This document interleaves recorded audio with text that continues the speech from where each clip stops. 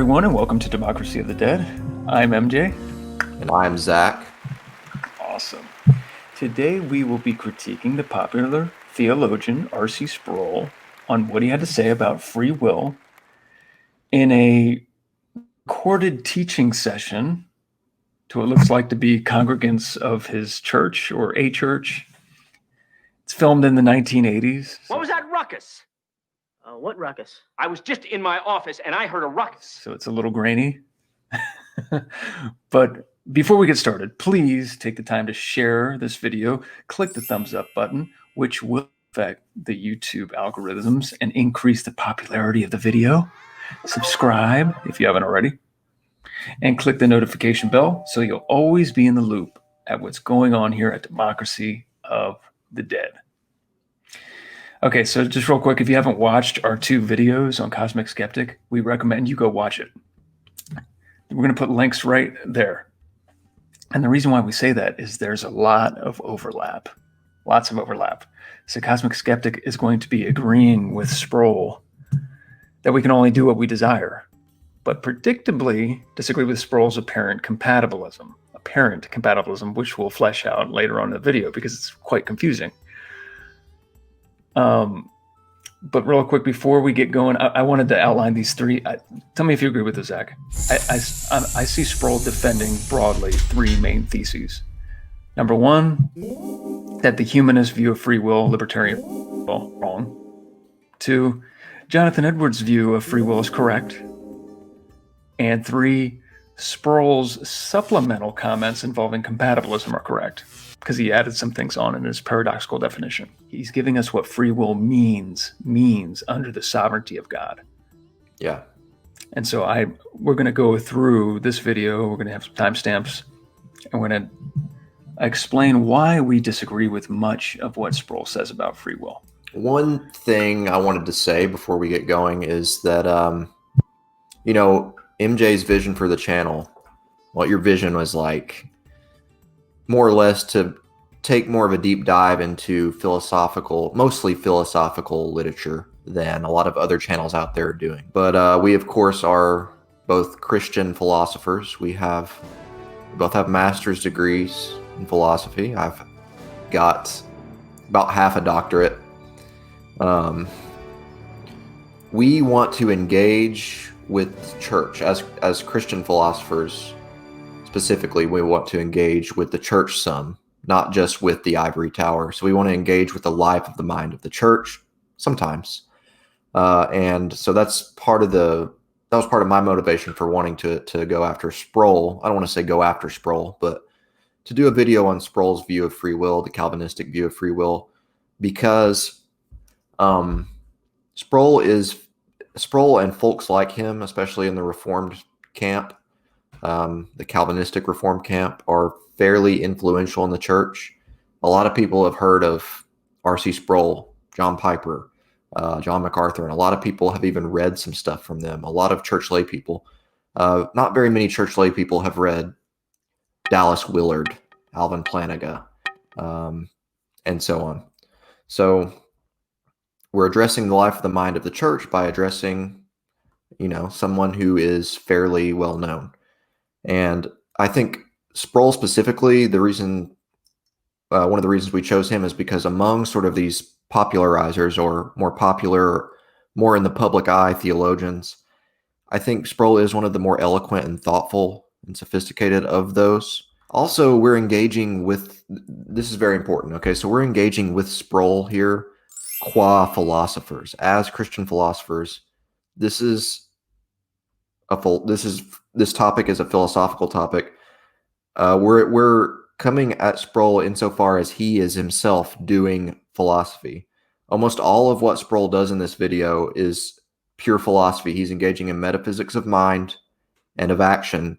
Very, very little of this is biblical theology or exegesis, right? So Sproul is engaging very much directly, and I think he knows this, in pure metaphysics here.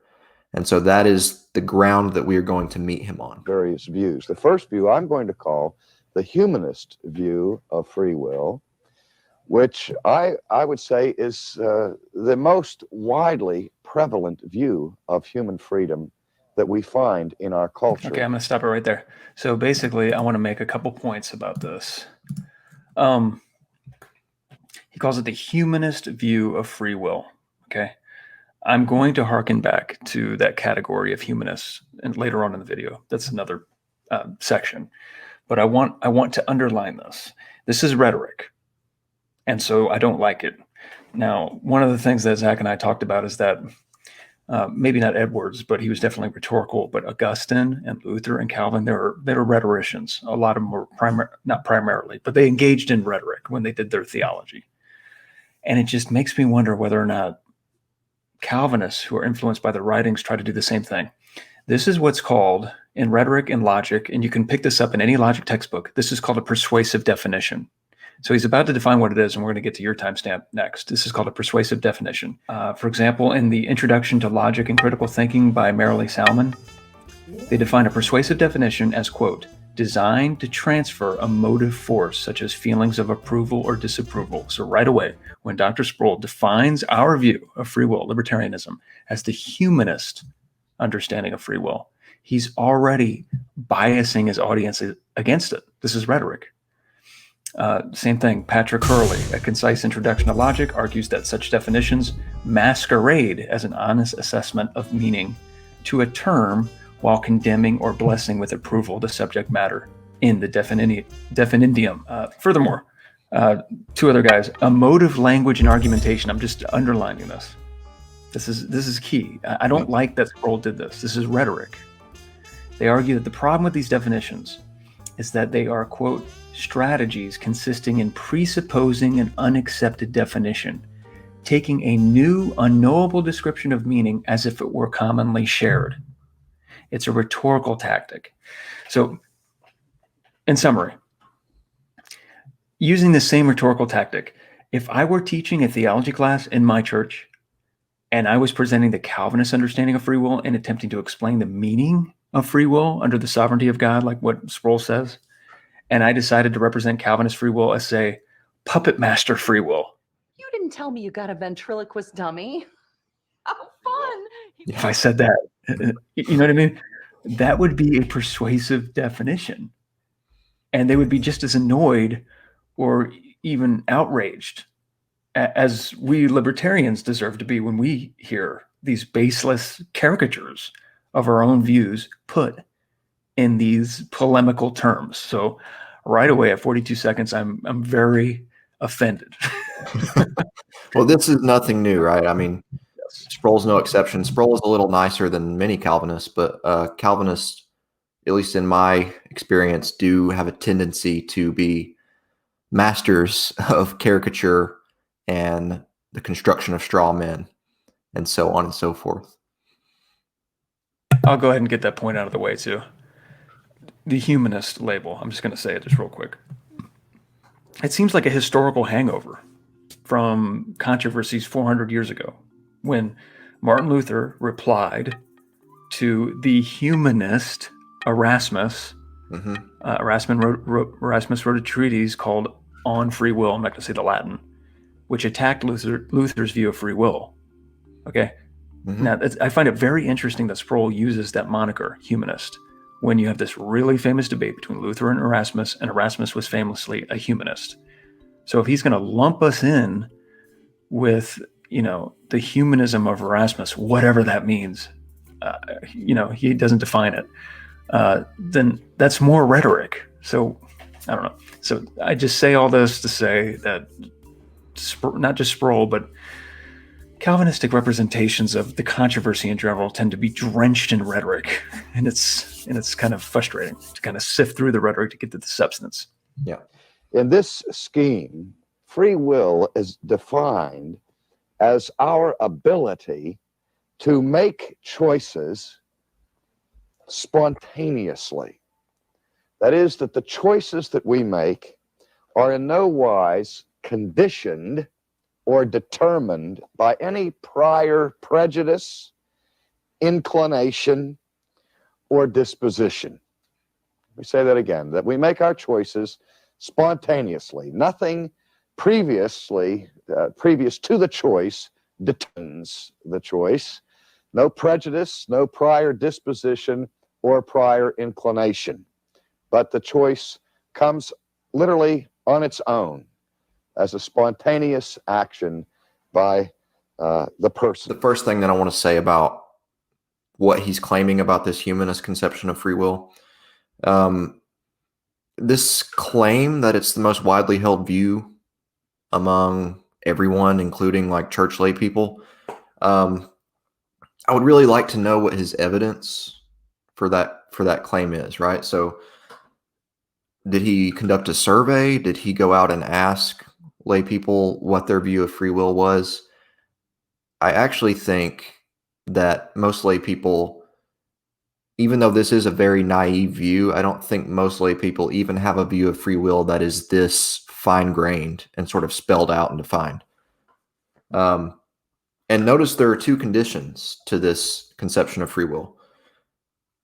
The first one is that your choices on this view aren't determined by prior causes, right? And the second one, that's a negative condition. And yeah, if you went out in the street and you asked folks, hey, do you think that all your decisions are just completely determined by prior causes and like states in your mind and stuff?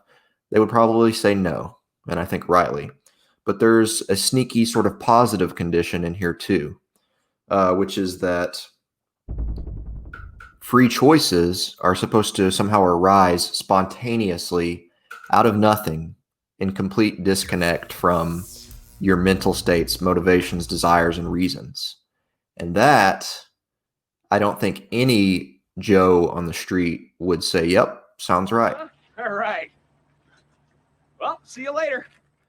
So I don't know why he thinks this is the most widely held view, or why he would even think that lay people have a view that's this fine-grained. Second thing, I detect a false dichotomy being set up here.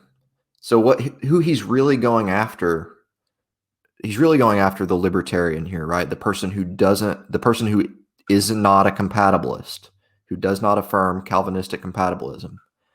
But like I said earlier, Calvinists are often masters of straw men and false dichotomies, and I think I detect one being set up here at this early stage.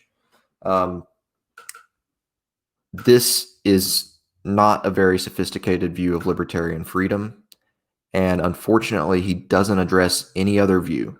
Okay, so it's set up as if either we've got this stupid, naive humanist conception of freedom, or you have to go with my Calvinistic, compatibilistic conception of free will. What he doesn't say, or maybe perhaps what he doesn't know, is that there are other much better, much more sophisticated views of libertarian free will on offer. They're open to the Christian. And no Christian philosopher or philosophically sophisticated Christian theologian, now or ever that I know of, would affirm this humanist view that Sproul's outlining here. So it's just a bugbear. I don't know why he would even waste time addressing a view that no one has. What do you think? His use of, there's some use in it, I guess, because of the classic versions of these positions, but his use of the archaic, and in his case, sometimes idiosyncratic philosophical labels and categories, they just muddy the waters. And it's just guilty of not keeping abreast of how the current philosophical literature, even in the 80s, has molded those archaic categories into categories more precise, or even cultivated modern categories that have been necessary as a result of carving out hitherto unmapped logical space, all that stuff.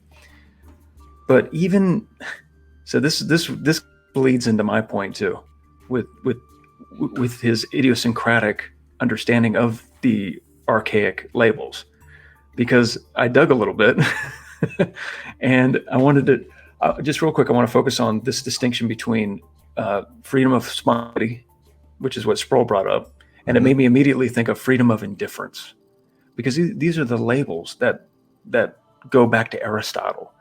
and go all the way up through the moderns to these classical versions of these positions.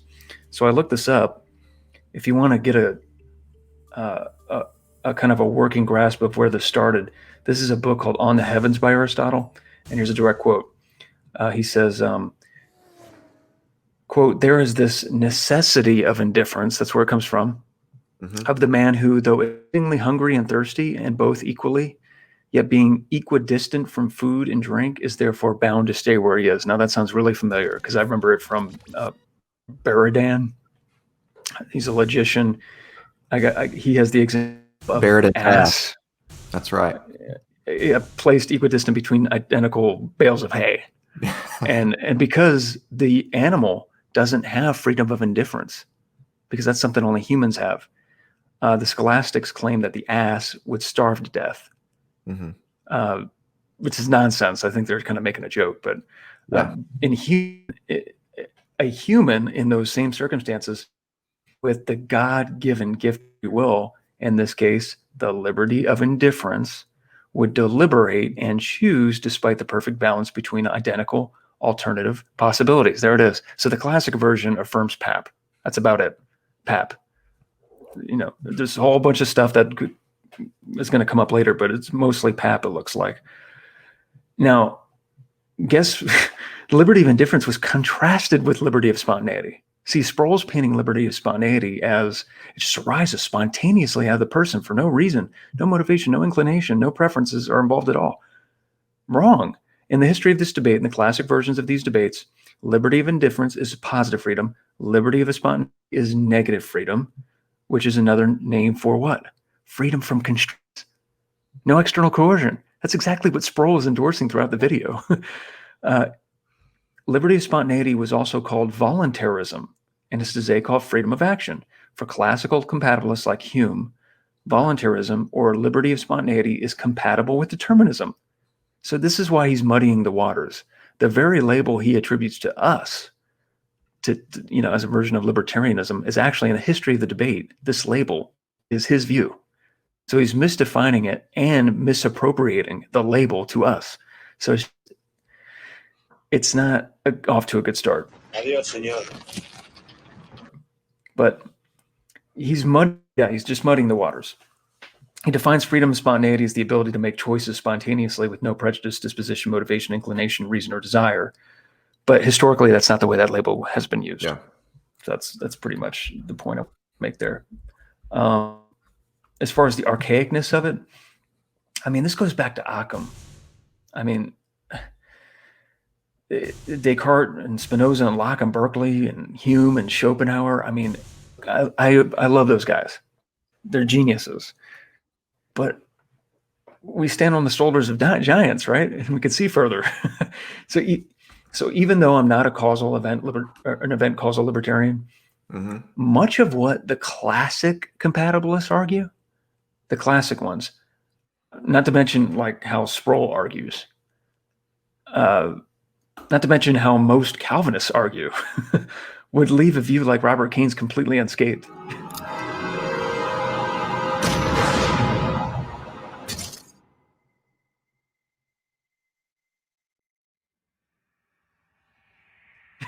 I don't even Keynes' view.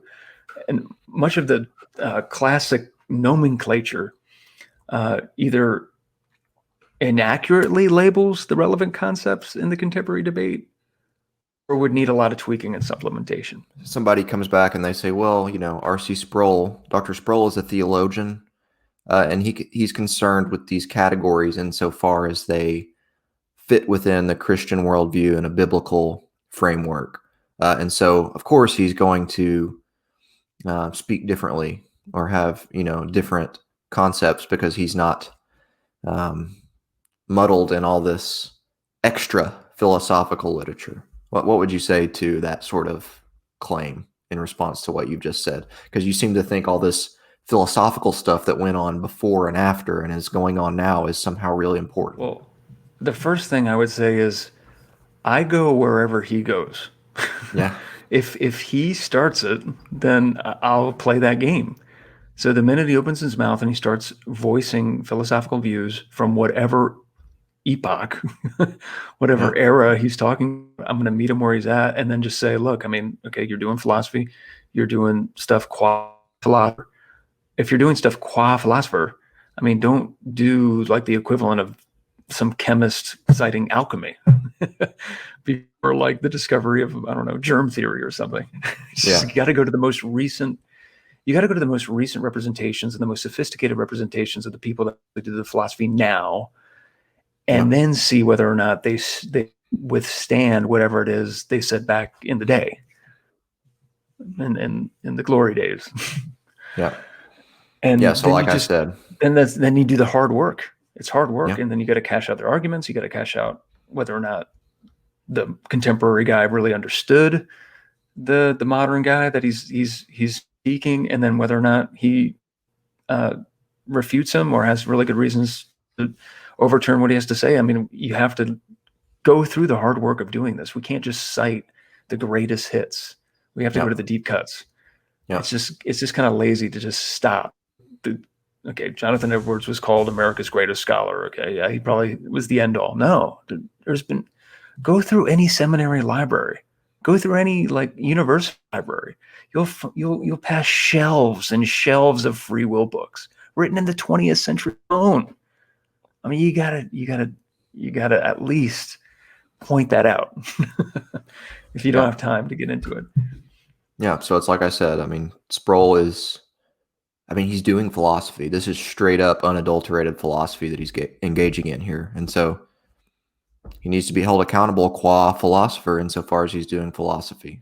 If our choices are made purely spontaneously, without any prior inclination, any prior disposition, in a sense, what we're saying is that there is no reason for the choice.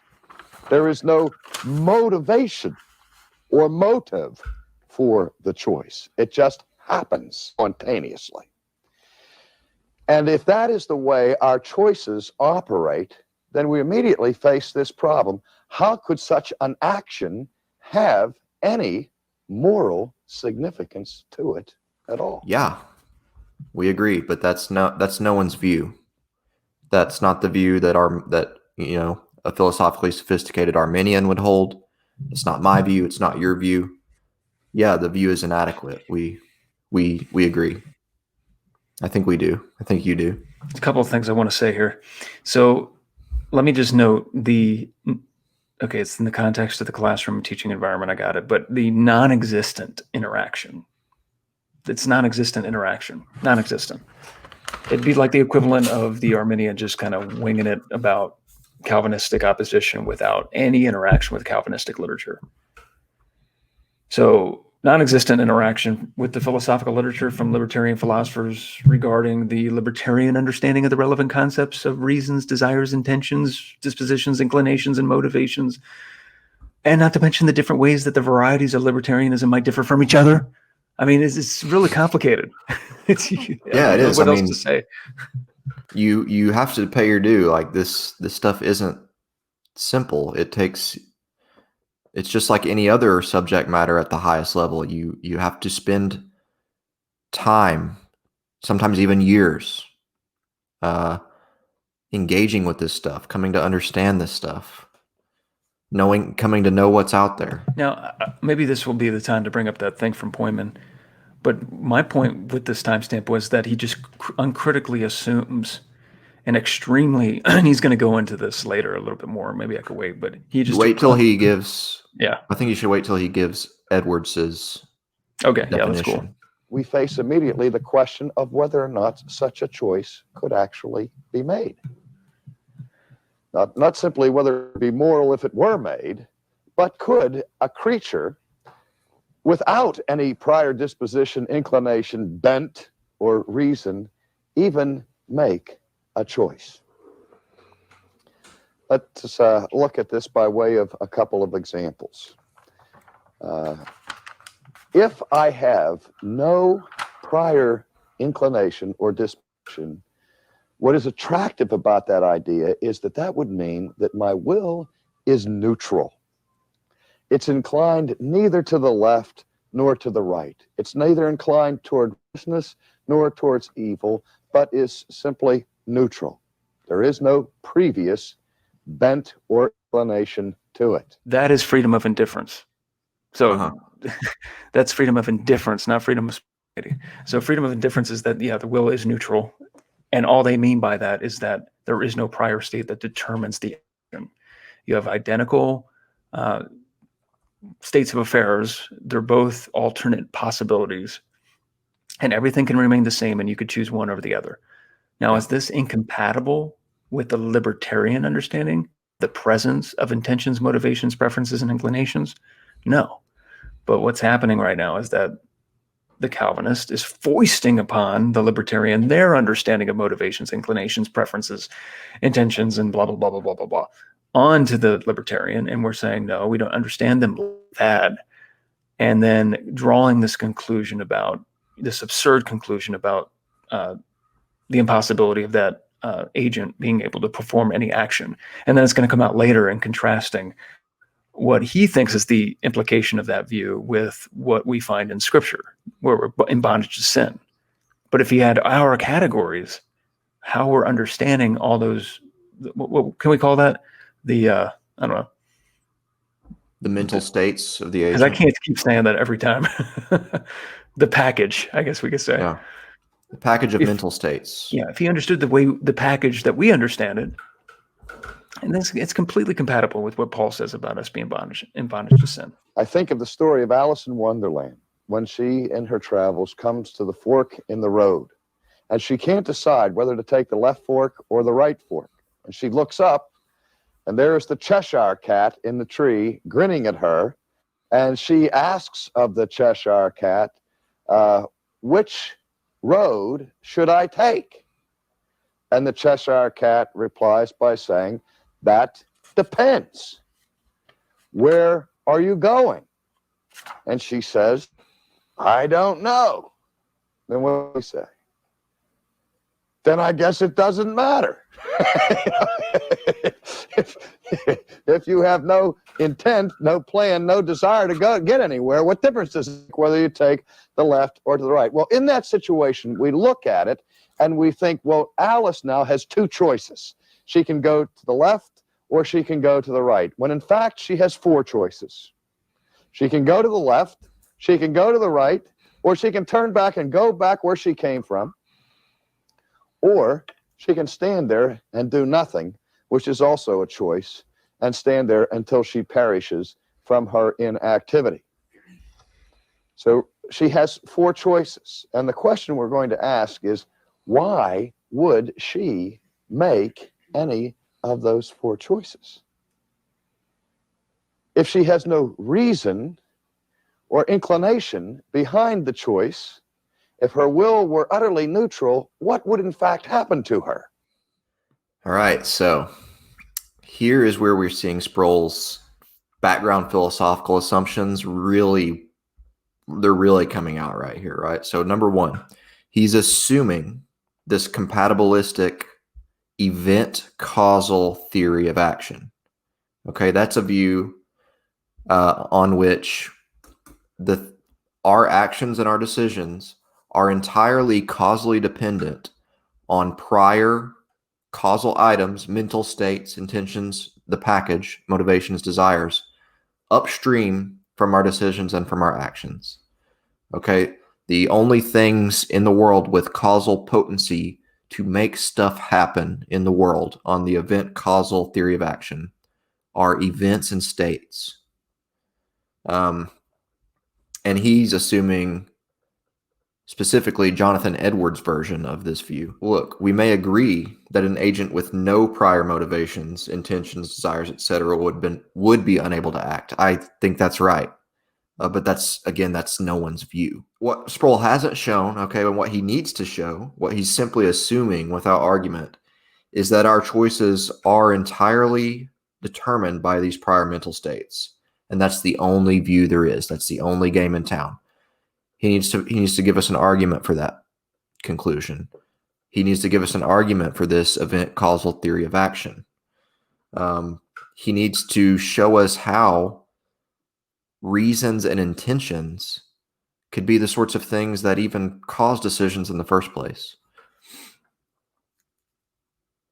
That's my piece. He's making some hefty philosophical assumptions here. And I think he's relying a lot on sort of the verbal intuitiveness of talking this way to do a lot more of the work than it can really actually do, philosophically speaking. Yeah, I just searched this just real quick, just for the audience. According to this author, I'm going to get to it in a second. On an event causal theory of action, for a bodily movement to be in action, it is required that at the time of that movement, it be caused and appropriated by certain agent involving mental events. Events and states. Events and states. And so for Sproul and Edwards, this is going to be the strongest desire. Yeah. The So there's strongest only desire. That's why we keep saying this is event causal theory of action. So it is, in fact, only one event or state that is relevant to human free action on their view, and it's like whatever the strongest motivation at the time of the action was. One has to act in accordance, on their view, with what one's strongest motivation at the time of the action was. And with the Alice example, what he's trying to show there is that, well, look, if Alice had perfectly balanced motivations or completely lacked motivations, then she would in fact be unable to act, because the only way that free action can operate in this world is by way of being caused by one's strongest inclination. And when we get to the bit on Edwards later on, when he gives Edwards' view, I think we're both going to have a lot to say there. But I have an argument against this. I have a counter argument against his Alice example that I think gives us good reason to think that we should not think that this kind of way of talking, the Alice example or Buridan's ass, is a good reason to accept this view, at least on a Christian worldview. Yeah, and on this topic, so this is just an example. So this is a book called Free Will and Action Explanation, a non-causal compatibilist account. Now, you see how complicated these accounts get? Because if you're just getting these topics for the first time, you'd say compatibilism and non-causalism. What is going on? What is going on? So this guy, he denies a causal theory of action, Scott Sehan. He defends a teleological account of reason explanations that, quote, facts about goal direction do not reduce to facts about causal chains, which, as he says, opens the possibility, the alternative possibility stuff on compatible. I mean, whether or not he's right, I mean, it just goes to show you that the debate is a lot more complicated than what you might be led to believe if you had this really rudimentary kind of causal theory of action that Sproul's advocating. From a Christian view, man in his fallenness is not seen as being in a state of neutrality with respect to the things of God. He does have a prejudice. He does have a bias. He does have an inclination, and his inclination is toward wickedness and away from the things of God. Yes. Orthodox Christians all pretty much agree on this, Arminians included, libertarian free willers included. This isn't something that you can only get on Calvinism, despite the way Calvinists paint the picture. But let's look for a moment at Edwards' definition of the freedom of the will. Edwards says that freedom or free will is the mind. What he's saying there is that though he distinguishes between the mind and the will, he is saying that the two are inseparably related. We do not make moral choices without the mind approving the direction of our choice. That is one of the dimensions that is closely related to the biblical concept of conscience. That moral choices are, that the mind is involved in moral choices. I become aware of certain options. This bit about the mind assenting, to decisions is, I mean, it's platitudinous. It's virtually platitudinous. It's banal. I don't know what sort of contribution that might have been from Edwards. I mean, everyone has to adopt a plausible framework. I don't know why that was special. Of course, there's a mind and there's a will, and the mind assents when decisions are made. Okay, so here we're going to get Edwards's version of compatibilism, which is exactly the same version of compatibilism. Or here we get Edwards's iron rule, which is exactly the same rule of the will that Cosmic Skeptic endorses. I mean, exactly the same one. Correct. Yeah. Edwards gives us sort of an iron rule I call Edwards' law of free will. And I think this is perhaps his most important contribution to the discussion of human freedom. Edwards declares this, that free moral agents always act according to the strongest inclination they have at the moment of choice. Okay, a couple of things. This is not a new view. This is not novel even in Edwards's day. It's not a contribution. It's not really an innovation in the free will literature. I think it's got a certain ring of plausibility to it on the first hearing. You could defend this view. You could marshal I'm sure a sturdy philosophical defense of this view, and maybe that would be groundbreaking, a good defense of it. But I don't think the view itself is anything new or special. It's the very same view that Cosmic Skeptic endorses. And look, like there have been compatibilists forever. I mean, Hobbes, Hume, both compatibilists writing way before Edwards. The ancient Stoics. I mean, Epictetus. I don't know about Democritus. I can't remember exactly, but I mean, like, for crying out loud, 2,000 years almost before Edwards, we've got philosophers with basically endorsing the same. Probably Aristotle, right? Maybe. I think Aristotle was a compatibilist. I think so too. Voluntary action, you're free. So this isn't, I mean, Calvinists act like this is like some mind-blowing revelation. This is not news. This is old news. I mean, this has been around. Philosophers have been debating these concepts for thousands of years. It's like if somebody today saw somebody jump from the foul line and dunk the ball, and we're like, Jordan did that already in the 80s, man. Sorry. What's wrong with you people? I'm serious. One of the things that really bothers me is that a lot of times the uninitiated, the philosophically and theologically uninitiated, are very easily influenced when they hear a philosophical account like this one, because it does have this initial ring of plausibility to it, and they've got no background in philosophy. And you know what Craig says, right? The man who claims that he has no need of philosophy is the most apt to be deceived by it. When you have no training in philosophy, when you're not trained to recognize philosophical distinctions or controversial philosophical assumptions, you can be duped very easily when something has this sort of knee-jerkish ring of plausibility to it. And I wish Calvinists wouldn't do that. I wish they wouldn't employ these fairly basic philosophical concepts rhetorically the way they do, such that easy persuasivism sort of comes about as a result of it. We don't want to just beat up on Sproul. We want to offer a alternative. We want to offer a positive account. We've harped on how bad this humanist conception that he gives is, and how much of a straw man it is, and how misrepresentative it is of sophisticated libertarian views of freedom.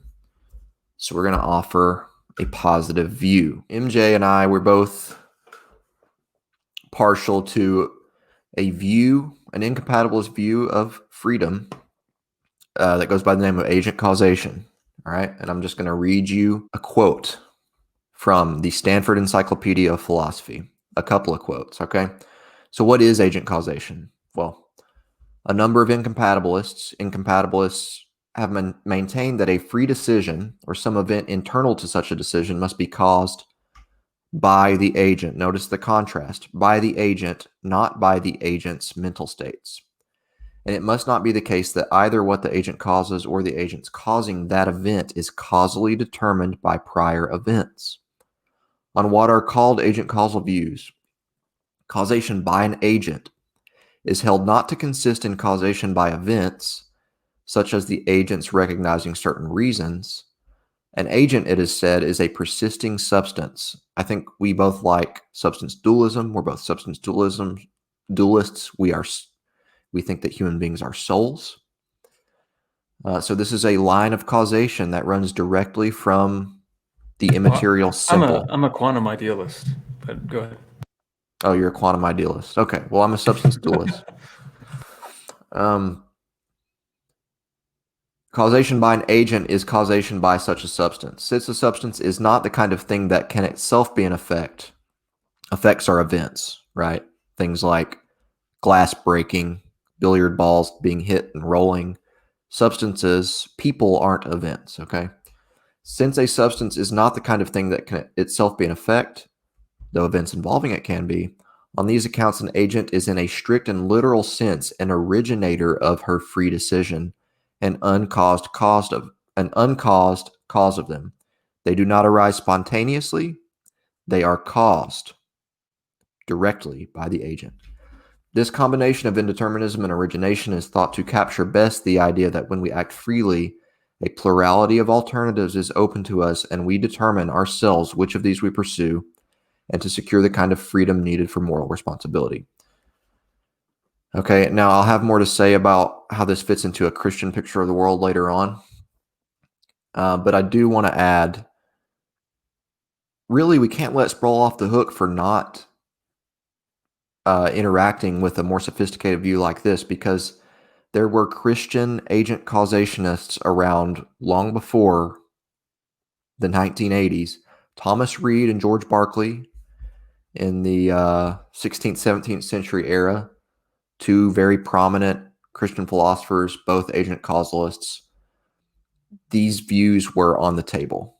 So Sproul doesn't have the excuse of, even given the fact that like all the literature he reads is from before the 18th century, he still even doesn't have that excuse. Now,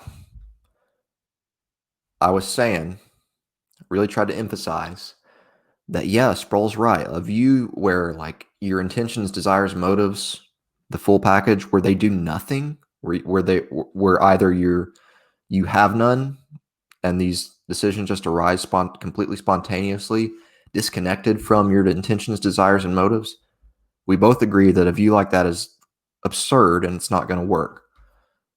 So, how do these things play a role on an agent causal view? Because they do play an indispensable role on the agent causal view. The most sophisticated such proposal, agent causalism, is that advanced by Timothy O'Connor in the year 2000. Okay, people are still working on these issues.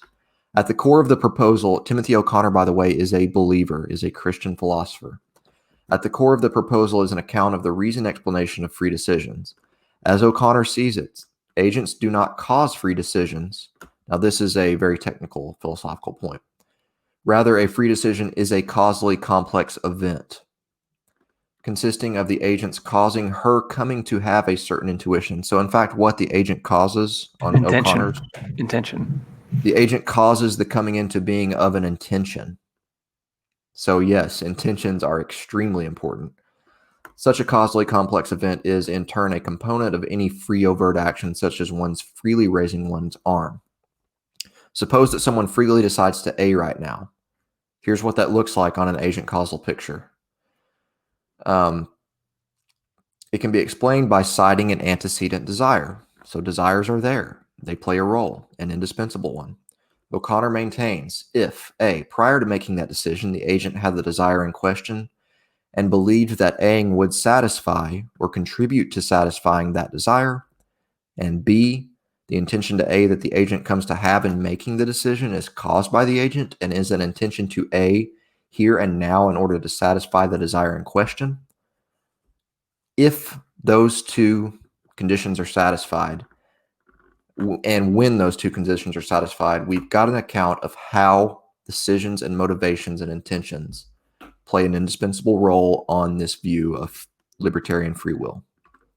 Okay, so there you go. I just gave you a libertarian view of free will that is subject to none of the problems that this extremely naive view that Sproul has offered us of libertarian freedom, subject to none of the problems that that view is. Not only do we have this alternative positive conception of libertarian freedom, also I've got an argument against Sproul's view. Not so much against his view, but against his using the claim. So go back to Alice, right? His claim is that if Alice's intentions and desires and motivations were perfectly balanced, or if she had none, then she would literally be unable to act. It would be conceptually impossible or metaphysically impossible for her to act. Okay, that's his claim. He's using this as an argument to the conclusion that he's using this as an intuition pump, the Alice case, right? Oh yeah, that seems right. Yeah, her motivations are completely balanced, or she has none. Yep, she would just be frozen. She would literally be unable to act. Why? Because we're assuming that in order for an agent to make a decision, the strongest prior motivation has to cause it. That's how it works, okay? So this argument that I'm about to give is not an argument, not a directly undercutting argument to Sproul's view. Rather, it is meant to show that he cannot use this claim that any view that is not his is committed to a metaphysical impossibility. Okay, so this is a subtle point. Here's the argument. Think of God. Was God free to create or not to create? I'm God. Bingo! Yahtzee! Was God free to create or not to create? If God is not free to create, if you claim that God had to create, then you're denying God a perfection and a power of freedom that is due to him. We believe in a God that is a high God. We have a very high view of God. God is all-powerful, and he is as free as one could possibly be. He did not have to create. He chose to create. He elected to create. If God was free to create or not create, then Edwards's or Sproul's view, it can't apply to God, okay? Because if all agents, including God, were only able to act in accordance with their strongest motivation, if that had to cause their action, and if perfectly balanced motives meant they could do nothing, then it would mean that since God did choose to create, then that must have come from God's strongest motivation. But you see, if Sproul's view is applied to God, it would follow that, in fact, God was not free to create or not create, since to create must have been his strongest motivation, and we can act only in accordance with our strongest motivations.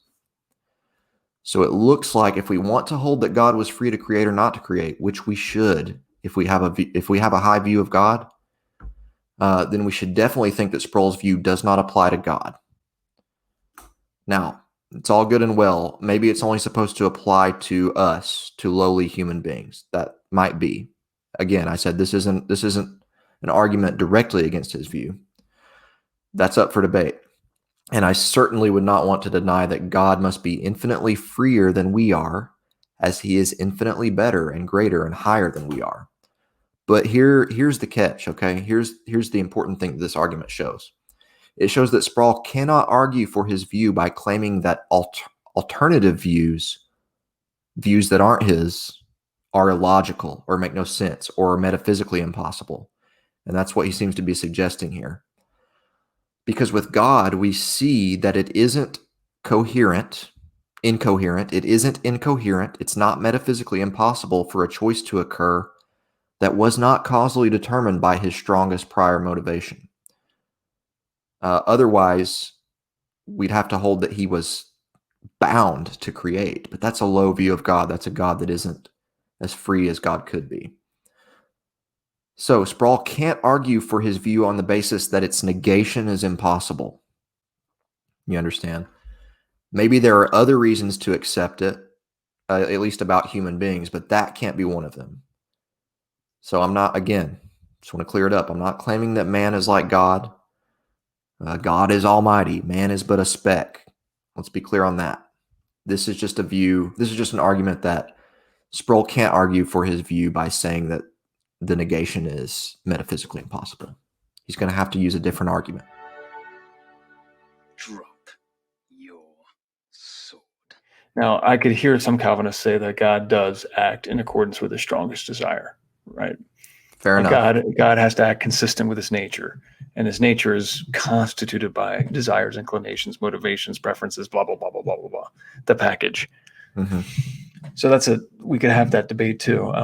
Plantinga wrote Yeah. a book called "Does God Have Nature?" It's interesting because some metaphysicians don't want to reify God's nature. They want to make it a descriptive of God himself. They don't want to say there's God and then there's his nature. It's almost like the relationship between a substrate and its, a bare particular and the properties that inherit a bare particular. That would be how we want to view God. Yeah. And personally, unlike Zach, I don't like to quantify over abstract objects. So, sorry about that. That's all right. I mean, I think this is okay. Yeah. So don't get me wrong. There's definitely a debate there about God's nature, about what sorts of things God can and can't do. Just the really quick version of why we don't want to deny God the ability to create or not create is just because a God that has the choice just seems to be greater than a God that doesn't. And we think our God is as great as any being possibly could be. And I don't think very many Calvinists, at least a lot of the lay Calvinists that I've talked with, would be very willing to affirm that God was not free to create or not create. I think most folks reasonably and rightly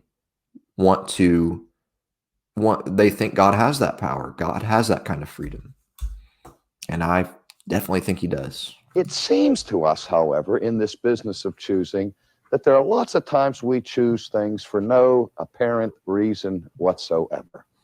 For example, if I were to ask you, why are you sitting in the chair that you are sitting in right now? Could you analyze your own internal thought processes and responses to the options that were before you when you came into this room and say with clarity, the reason why I'm sitting on the end here is because I always like to sit on the end chair, or because I wanted to sit next to Gene, or I wanted to be in the front row so I could be on the video camera, or this was the only chair left open and I didn't want to stand and I'd rather sit than stand, and so my desire for sitting was stronger than my desire for standing, and so I sat down. What I'm saying to you is that there's a reason why you are sitting where you are sitting. And it may have been a very quick decision. It may be simply that you're lazy and you don't like to walk, and that the chair that you saw vacant was the closest one available to you. There's another distinction that Donald Davidson has between having a reason for your action and emphasizing the reason for your action, right? Mm-hmm. So this is important too, because I could imagine a scenario where you have like a third person attribution of a reason to another person. They're lazy or whatever, even though the person from the first person perspective isn't going to have that as a reason, right? Secondly, I was thinking about cases of fidgeting, like my knees going back and forth, or I'm listening to Sproul, I'm trying to listen, and then my fingers going up and down. Yeah. Why is it? What reason do I have to do that? I mean, I'm not even paying attention to it. It's a nervous twitch, right? I mean, might be some kind of deviant causal chain responsible for it, but Yeah. there's not always going to be a sufficient reason from a first person perspective for fidgeting and nervous twitches, even though I guess you could have a third person attribution of a reason, like the reason why he's doing it because he didn't cultivate his character right, and because of some sort of neurosis, something like that. I don't know. So these distinctions are relevant. So you yeah. bring up, So I mean, Sproul will be able to account for those kinds of things, but it just shows that there's a lot more to be said. I mean, it's not as intuitive as it seems, as his his honey dipped rhetoric makes it seem. These are the reasons go deeper than that. There are some people, if you walk them into a park where there is a park bench that is vacant and room for 3 people, that these people, if you walk them into a park bench, I walk them into a park and there's an empty park bench there, and they sit down on the bench, 100 times out of 100, they'll sit on the end of the bench rather than the middle of the bench. In fact, usually it'll be on the left end or the right end, where other people will always choose the middle. Why? Some people enjoy crowds. They like to be in the middle of the action. They have a gregarious personality. Other people like to stay safely where they can have a safe exit and will stay on the end of the bench.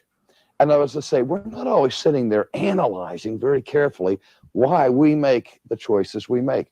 But there is a reason for every choice that we make. And we always act against or according to the strongest inclination of the moment.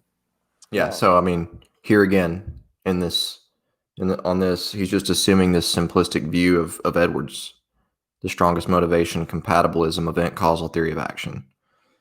Even among compatibilist Christian philosophers,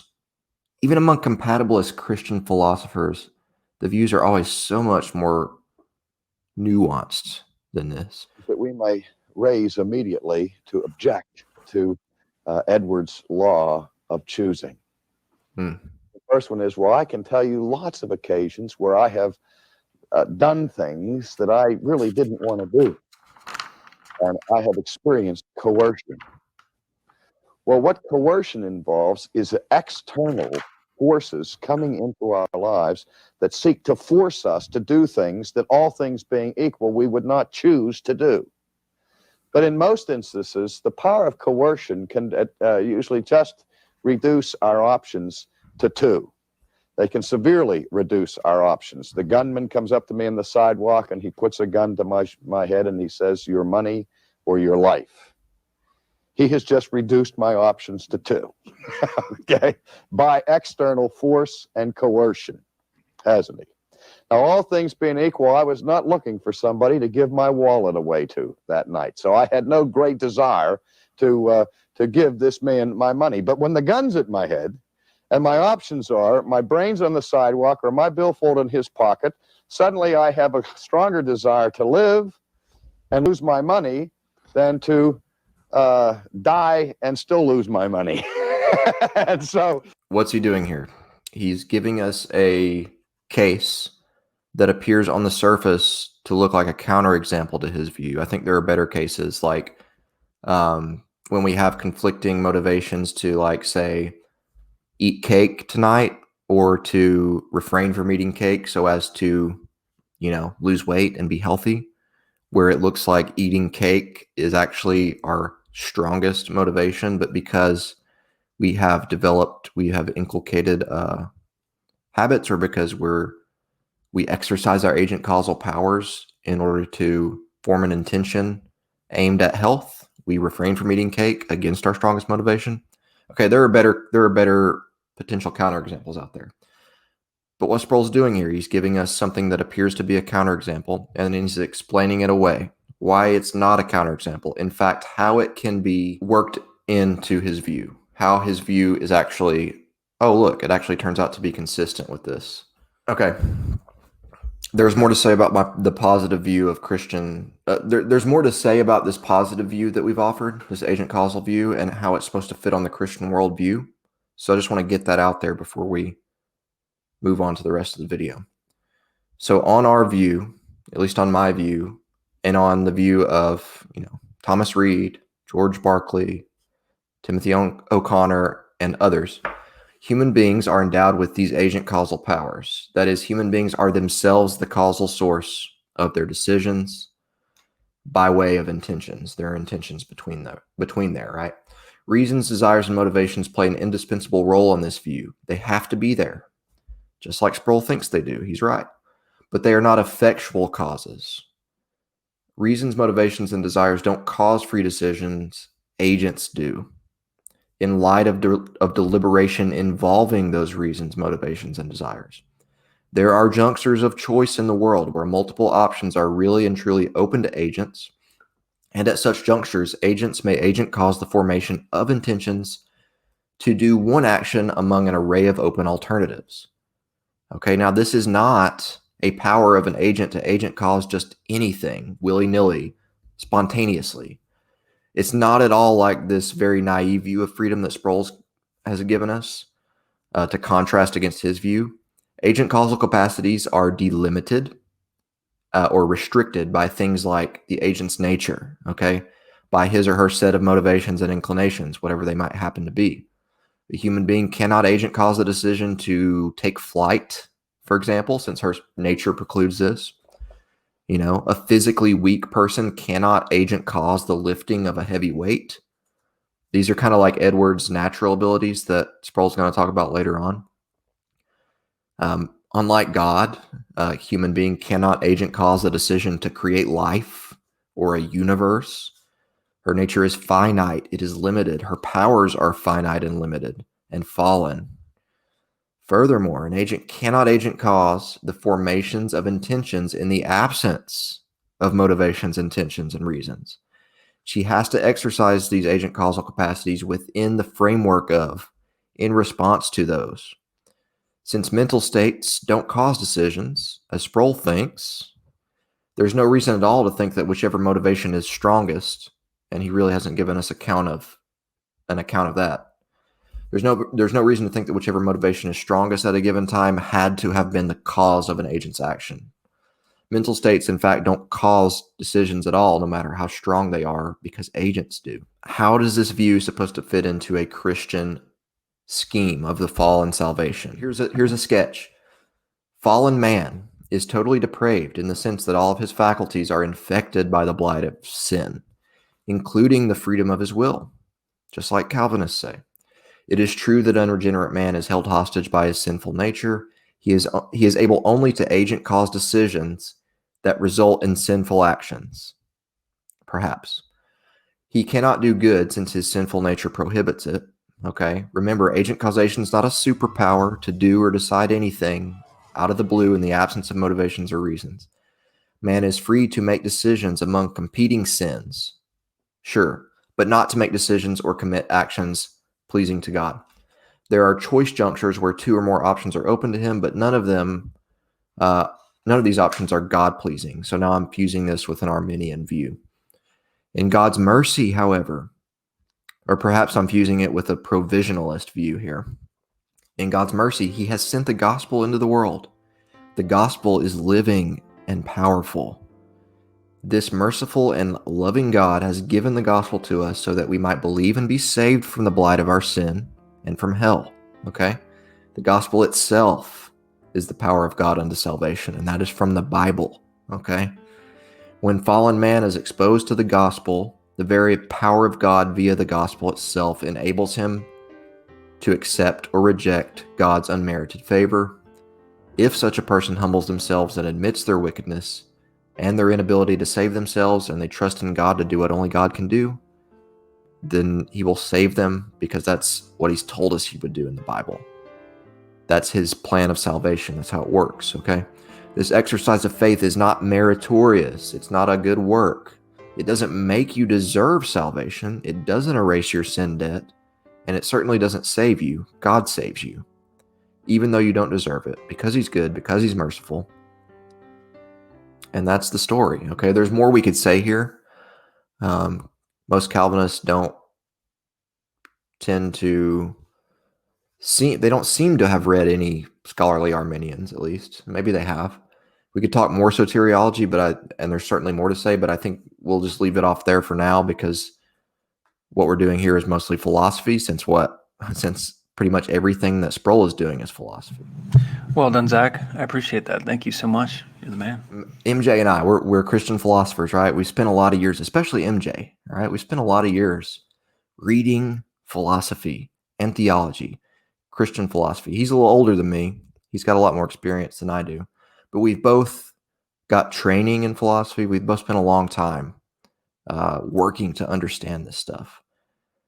Now, when someone with a background in Christian philosophy gives a sophisticated account like this, like agent causation or say like Molinism, many Calvinists, in my experience, will then buck up and they will accuse this person of overcomplicating things or leaning too hard on man's understanding. Or in some cases, they might even accuse the person of dishing out just a bunch of complicated philosophical mumbo jumbo, word salad. They'll go all in with Sproul when he's philosophizing as if it's the gospel. And it's not like baby philosophy, It's compatibilism is a robust, fleshed out, and nuanced philosophical doctrine that guys like Sproul are doing the best they can to sort of dumb down for the uninitiated layman. So these Calvinists, no, not all Calvinists, but a lot of them are totally fine with that philosophy, with the philosophy that seems to support their view. It's been dumbed down for them. It's easy to digest. It's simple. But the second someone with actual training in philosophy rebuts with an alternative philosophical model, one that's a little bit complex, it's got some moving parts, it requires a little bit of work to understand, to digest, to be frank, is a little bit over the heads of these Calvinists with very little philosophical background, then they'll all of a sudden pull this philosophical nonsense card or the leaning on man's understanding card. They're okay with philosophy until someone who's actually spent potentially years working to understand different philosophical views, recognizing nuances and distinctions and all of that, fights fire with fire by trying to introduce a little more sophistication into the debate. Then suddenly they're not okay with it. It's like, hey, you person who has worked hard at familiarizing yourself with this literature, with these debates and concepts. Hey, you, I listened to this half-hour R.C. Sproul talk, and now I'm an expert on the philosophy of free will. And if I can't understand what you're saying right off the bat, it must not make any sense. It couldn't possibly be because of the fact that you spent years studying these topics directly from their sources. Well, I've only ever listened to snippets from philosophy dabblers like Dr. Sproul. That couldn't be the reason why I don't really get this at first, or why I need to do some work to understand what you're saying. I mean, the takeaway here, like, look, this stuff is deep. It is difficult. It takes work to get it. People devote their lives to it. There are volumes written on stuff like this. The main takeaway, and this is the last thing I'll say, should be this. What Sproul is doing, what he does in this video and what he does in his book, Chosen by God, at least on free will, is just as much purely philosophy as this agent causal view that I've offered. You cannot be cool with philosophy until it suddenly gets a little difficult for you, and then suddenly start claiming it's no longer relevant. Either it is relevant to these issues or it isn't, okay? If it is relevant, which Sproul seems to think it is, then those who have spent years studying philosophy, and with degrees to prove it in some cases, ought to be given the benefit of the doubt. If it isn't relevant, okay, that's fine, that's a view, but you'll have to dispense with basically everything Sproul does in this video, since it's pretty much all philosophy. So you can't have your cake and eat it too. Look at all those books. Those are beautiful. All right, let me close it out real quick. All right, that's part one. That's part one. We're about halfway through the video, so we'll be uploading part two probably by next week, if I can get this one out this week. I'm not going to say the date that we're recording. But thanks for tuning in, guys. And leave comments, get engaged, and go to the video description to see how to become a Patreon supporter, or follow us at Twitter or Facebook, or the blog that we're going to finally contribute to one of these millennia. But take care, God bless, and good night.